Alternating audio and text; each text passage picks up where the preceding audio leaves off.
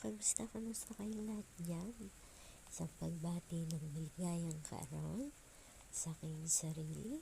Umabot ako ng ika-60 taon. Ayan, isang napakalaking bagay at sobrang blessed.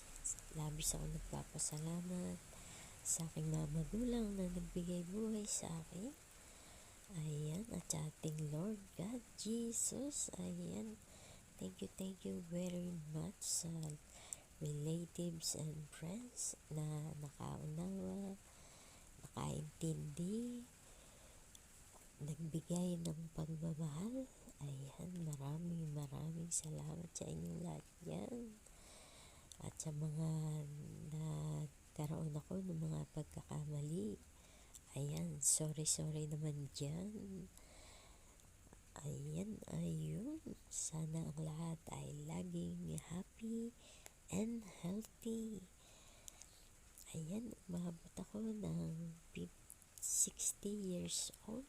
Akalain mo ba naman yun? Sa dami ng naging karamdaman, mga pagsubok, hardship sa buhay, heto, buhay na buhay pa rin tayo. Feeling happy and healthy. O diba?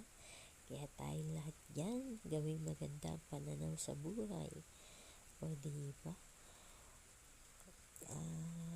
Sa aking husband, ayan, dahil aming wedding anniversary din today, January 5, ka-32 taon. Ayan, pagbati ng sa ating pinagdaan ng mga pagsubok sa buhay.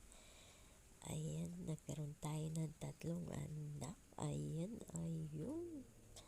Maraming salamat sa iyo, Karonan. Ayan, sa aking husband na akala ko kasama ko siyang tatanda at puputi ang buhok. Medyo nauna lang siya sa akin ng konti. Ayun. Maraming salamat sa inyong lahat yan. Pagbati sa aking sarili, pasasalamat sa aking magulang at sa ating Panginoon Diyos. Amen.